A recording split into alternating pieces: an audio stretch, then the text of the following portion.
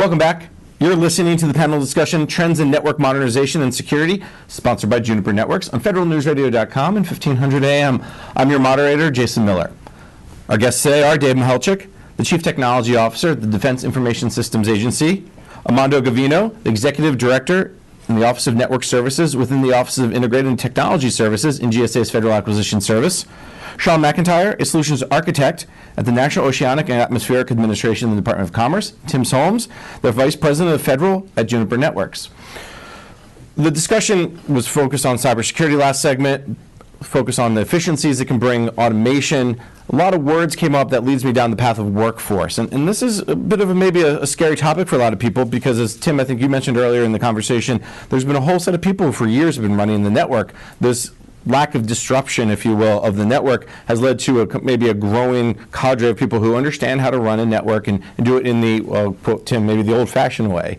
Let's turn to the workforce challenge, and let me start with Dave a little bit about where do you see the workforce disruption happening?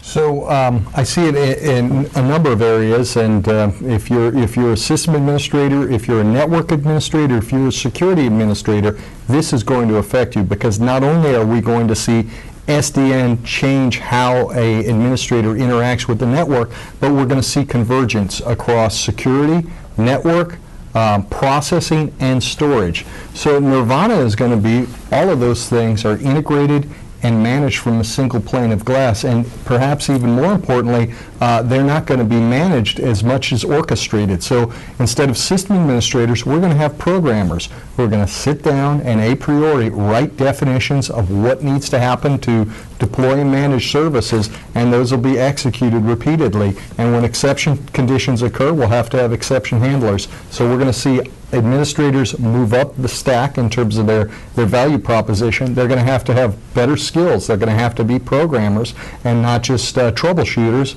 And likewise, we're going to see stovepipes break down between the disparate technologies. As you guys are going through the pilot that you talked about, the initiative, are you able to find programmers? Are you retraining people? Or did you have enough people on staff because it's a small pilot? So the good news is it's a small pilot, so we do have enough people on staff to do this work, but it is showing us the technology. So instead of just understanding a particular vendor's language for configuring layer 2 switches, we need XML programmers to be able to write scripts to configure the devices, to program. And moving forward, we're going to have programmers who can write orchestrations that cut across our business systems, our provisioning systems, our security systems, and our day-to-day management systems. I like the term orchestrations because in many ways you're dealing with so many disparate pieces that you need somebody to be the orchestra. Let me turn to Sean. From a workforce perspective, do you see the same things Dave is seeing, or what are you seeing from how SDN is going to affect workforce? I agree in many ways with what Dave is saying, but I also know that NOAA has a lot of very smart engineers. I think that their challenge is going to be having feet in both worlds, because they're going to have to continue to fly the current airplane as it is while they evolve into the new paradigm. I think that NOAA would probably depend on applications, canned applications, more than customized scripting types of approaches. So if you look at an SDN-enabled network as a platform for those applications, that may get simpler to manage and operate. It's the applications on top of it that will become more specialized and more specific. And hopefully there will be training that comes along with those applications. It's just like any other application that you introduce into your environment. Tim, from your perspective, when you hear what they're talking about the workforce, this is a big opportunity, obviously, for companies like Juniper and others who can come in and give them the canned application, do an orchestration dashboard, whatever we want to call it. Where do you see the impact on the workforce from this move? Well, so first of all, we do see software as the fastest growth in the network, right? So that has been, it's very clear that is sort of leading the transformation. But we talk about management of the network, now moving to sort of the operations of the network. So when we look at enterprises outside of the federal government that have already gone through this, we have seen them find tremendous efficiencies in getting that operations piece. Next 24, 36 months are really going to be heavily involved in how do we get to the cloud. so then the question then says, okay, what happens beyond that? Sure, the cloud consumption is going to continue to be a priority, but the real piece is back to that workforce issue is what are the priorities going to be? And what we've seen is that Internet of Things, applications based on machine learning and big data, and I don't use those separately, in my opinion, they always go together, and sort of those priority missions very much come to the forefront. That is the transformation that occurs. And so that's where you use those highly trained people, leveraging the software and the skills that have come from network enablement there to provide network capabilities to that next generation of users. Tim talked a little bit about what the future looks like, and we're going to get there in a minute, but let me turn back to Dave real quick. Just when it comes to training, is that something that DISA will be responsible for, so to speak? Like, how do you train your employees to meet these new needs of the new definition, or is there going to be a shift in the training of the people you hire, and they're already going to come in with certain skills? So I think we're going to see a shift in terms of who we hire. We are going to see training provided by not just DISA for its equities, but also the military services and agencies. We're going to leverage commercial and academic training to the greatest extent practicable. Ideally, we're going to be hiring computer scientists to help us write these orchestrations to program the network, and then they'll be trained on specific technologies underlying it. But the goal would be to get people out of school who understand how to, computer scientists who understand how to write software and how to program the network. So this is going to be a gradual shift. This is not going to be, immediately changing everyone's jobs. But I really think there's opportunities here, once again, for these IT administrators to move up the value chain. And what we found is when we give them the training on the automation, and we've deployed other automations already inside the network. We have a large initiative now to automate the provisioning and configuration of all of our legacy network gear inside of our computing centers with commercial network automation orchestration technologies. We've seen tens of thousands of hours of man-hours in savings in just 6 months of use. We've seen hundreds of thousands of dollars in direct cost savings in being able to more rapidly turn off equipment and return it to the vendor. And we've seen acceleration in the time that it takes to provision network elements as well as apply patches, reducing security vulnerabilities. So, even with our current technologies and current training, we're seeing huge benefits. Tim, from your perspective, when it comes to this idea of training, are there people out there? Can Juniper hire enough people? We hear time and again you all compete for the same thing. We do, and those skills are rapidly evolving. So what we found that we are continuing to find a ready workforce to come in and take on those responsibilities as we're being asked to provide those services back to the federal government. And we think it's one of our obligations to ensure that the federal government continues to be trained not only on our specific network technology, but really on that industry networks technology, so that we're doing our part to continue to grow capabilities and be able to provide those services back into the government. Sean, in many ways, when you talk about the training and the workforce changes, I think you made an interesting comment about there's never a lack of things to do. So in many ways, it's really taking the people who for years or for a long time have been used, their job has been to run the network and moving them into a different part or do other things. From Noah's perspective, if you could reduce increase your efficiency, I guess, is by 10 or 20%, there's probably a whole host of things that you could say they could do in addition to what they're currently doing. And it would be more of a centralization. I mean, most of the services that NOAA is consuming are being provided already, but it would be better to be able to provide them from a central network edge point. And so being able to take the people that are managing the network itself and point them towards these upper layer services would be just a natural evolution of deploying these things. And that dovetails with what Dave's been saying all along. Which is the idea of not just programmers, but this higher level up the value chain. Right. Yep.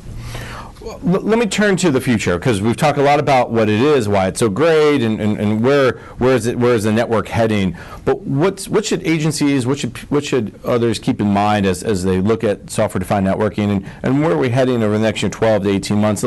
Tim, you started us off and began the conversation a little bit with that. So take us to the next level down in terms of what should keep in mind as they're heading down this path, and where is this path heading? So I think as we're looking at regulated industries and the enterprises around those, where we see the demand coming after they start to get into steady state cloud operations, whether it's public, private, hybrid, government provided cloud capabilities, is okay.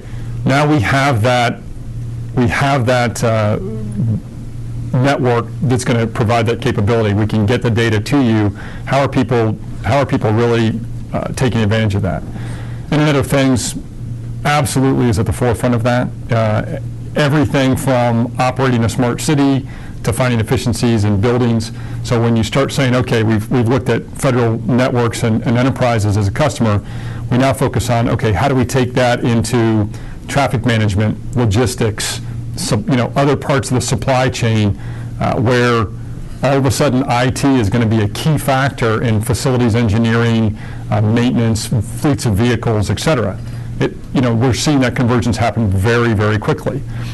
Take that and say, okay, not only is it an IT-enabled application or an IT-enabled technology, but then how do you start providing knowledge around that? And that's where the big data and machine learning part come in, to say, okay, we're going to take predictive analysis, we're going to take the history of what we already know, we're going to factor in environmental threats as we see them, known security threats, and we can start now doing predictive management through the IoT because we have that network capability.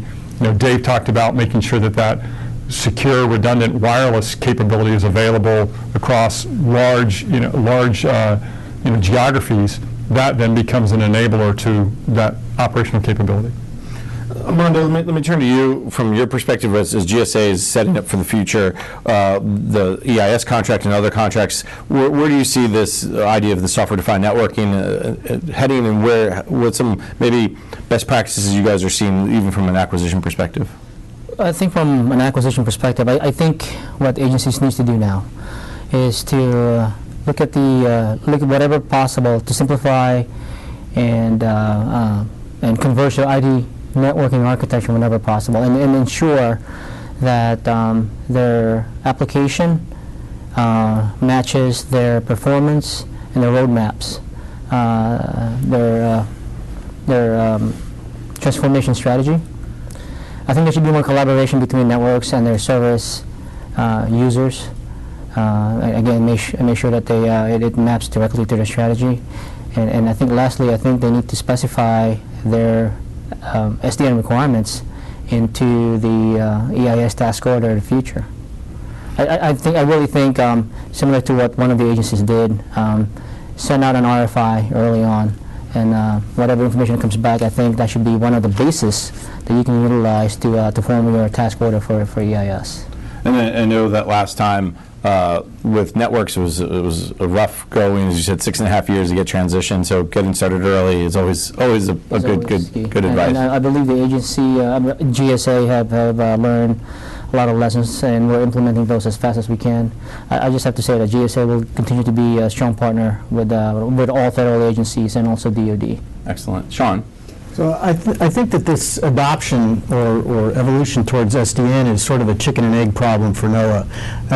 What I would like to see is the build it and they will come kind of approach. And I don't know how else to do it other than to basically say everything you buy from now on better be SDN capable or OpenFlow capable. That's not happening yet, but once it is in place, then when someone says, hey, I've got an idea, or hey, there's this killer application that will solve this ugly problem that we're wrestling with right now, we wouldn't have to say we're going to have to replace everything end to end before we could actually take advantage of it. It's interesting you call it the build it, they'll come, make everything SDN capable. We heard the same thing about IPv6, right? Exactly. That's the analogy so even if the federal government or the acquisition community came out and said everything must be SDN enabled or OpenFlow enabled, that would be somewhat helpful, I think. All right, Mondo, there's some advice from your colleague. Just what you need, I know.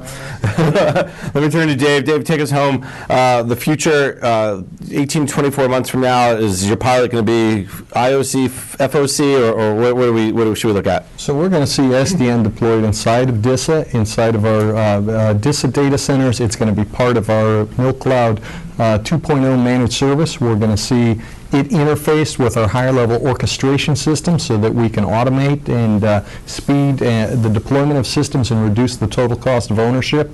And moving forward, you're going to start to see requirements for SDN capabilities in all of our RFPs, and what exactly the standards are is still a little bit in flux. It may not necessarily be open flow. It may not necessarily be an open daylight controller, but we are going to have requirements for programmability. So my advice to anyone else who's on this journey is always follow DISA CTO's top 3 priorities: automate, automate, automate, and one in question, automate. So you got to have programmable infrastructure, you have to have open APIs, and you have to start that journey of programming everything you do today. A good computer scientist will never do 2 tasks twice. They'll write a program. And having grown up in that world, I think that's the way we have to go. All right, good advice. If you can't remember anything else from this conversation, automate, automate, and automate once again. That's all the time we have for today. You've been listening to the panel discussion, Trends in Network Modernization and Security, sponsored by Juniper Networks on federalnewsradio.com and 1500 AM. I'd like to thank our guests today, Dave Mihalchik, Mr. Automation, Chief Technology Officer for the Defense Information Systems Agency, Amado Gavino, the Executive Director of the Office of Network Services within the Office of Integrated Technology Services in GSA's Federal Acquisition Service, Sean McIntyre, a Solutions Architect in the National Oceanic and Atmospheric Administration in the Department of Commerce, and Tim Solms, the Vice President of Federal for Juniper Networks. I'm your host, Jason Miller, and for more on this discussion, visit federalnewsradio.com and search Juniper Networks. On behalf of Juniper Networks, thank you for joining us. A link to the archive session will be sent to you shortly. If you requested a training certificate, you'll also receive an email with download instructions after the webinar. This concludes our discussion. Thanks.